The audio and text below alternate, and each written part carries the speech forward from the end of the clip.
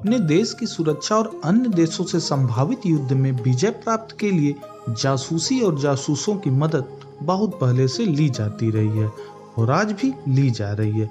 किंतु इस पेशे में कुछ ही ऐसे लोग हुए हैं जिन्हें आज दुनिया भर में जाना जाता है। उन सब में इजराइल के जासूस एली कोहेन का नाम अग्रणी है।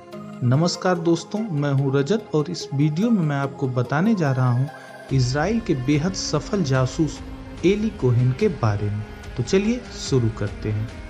1960 के शुरुआती दशक में इजराइल के प्रमुख दुश्मन देशों में से एक सीरिया के विरुद्ध हर प्रकार की जंग जीतने के लिए एक जासूस के तौर पर बॉर्डर पर सीरियाई सैन्य फोर्सेस की रणनीति और अगले वार के ठिकानों से लेकर राजधानी दमिश्क में सत्ता द्वारा इजराइल से संबंधित लिए गए हर कूटनीतिक निर्णय की इंटेलिजेंस रिपोर्ट इजराइल तक पहुंचाने में तेज तर्रार कारोबारी कामिल अमीन थाबित की आड़ में अभिनय करने वाले एली कोहेन की कहानी और उपलब्धियां किसी फिल्म के स्क्रिप्ट से कम नहीं। एली कोहेन का जन्म 1924 में मिस्र के अलेक्जेंड्रिया में एक सीरियाई यहूदी परिवार में हुआ था। उनके पिता वर्ष 1914 में सीरिया के एलेप्पो से यहाँ आकर बसे थे। जब इजराइल बना तो मिस्र के कई यहूदी परिवार वहाँ से निकलने लगे। साल 1949 में कोहेन के माता पिता और 3 भाइयों ने भी यही किया और इजराइल जाकर बस गए।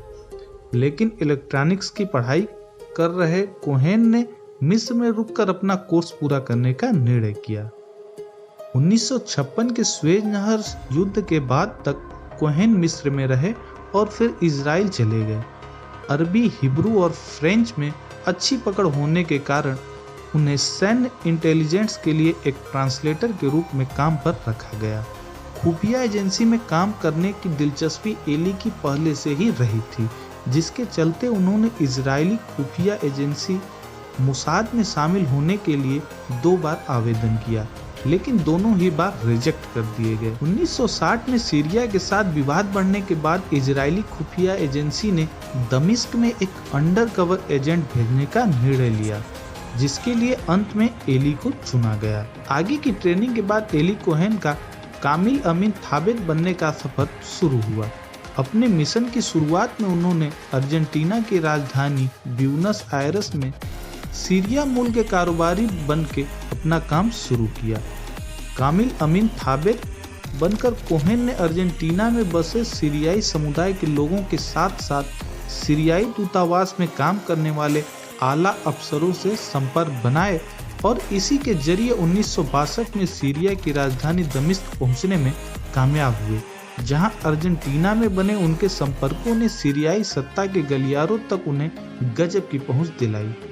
सीरिया में कदम जमाने के तुरंत बाद कोहेन ने सीरियाई सेना से जुड़ी खुफिया जानकारी और योजनाएं इजराइल तक पहुंचाना प्रारंभ कर दिया। दमिश्क राजधानी के साथ साथ सीरिया सत्ता का केंद्र भी थी। पैसों का प्रयोग कर कामिल अमीन थाबित उर्फ एली कोहेन बड़े लोगों की नजर में आना शुरू हो गए, जिसके बाद उन्होंने सेना में अधिकारियों से संबंध बढ़ाए, जनरल के भतीजे से दोस्ती कर ली, उसी की मदद से बॉर्डर तक पहुंचे और वहां सीरियाई सैनिकों को धूप से बचाने के नाम पर यूकेलिप्टस के पेड़ लगाने का सुझाव दिया, जिसे सीरियाई जनरल ने मान लिया और यूकेलिप्टस के पेड़ लगा दिए गए, जिसका लाभ 1967 में इजरायली सैनिकों को मिला। साथ ही वो ऐसे स्थानों पर पहुंचे जहां से सीरिया इजराइल के विरुद्ध साजिशें रचता था। ये सिलसिला यूं ही जारी रहा। 1961 से 1965 के बीच एली ने सीरिया में रहकर इजराइल को हर छोटी से छोटी जानकारी पहुंचाई। वक्त के साथ एली कोहेन कामिल थाबित के रूप में सीरिया के राजनीतिक माहौल में भी और स्थापित होते चले गए। इतना कि सीरिया के राष्ट्रपति अमील अल हफीज ने उन्हें डिप्टी डिफेंस मिनिस्टर का पद तक देने का फैसला कर लिया।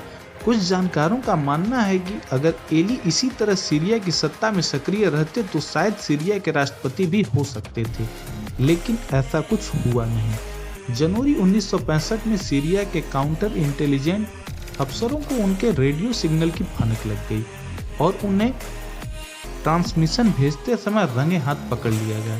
कोहेन से पूछताछ हुई, सैन्य मुकदमा चला और आखिरकार उन्हें सजाए मौत सुनाई गई। इजराइल ने एली की फांसी को रुकवाने के लिए अंतर्राष्ट्रीय स्तर पर कई कोशिशें की, लेकिन सीरिया ने इससे इनकार कर दिया।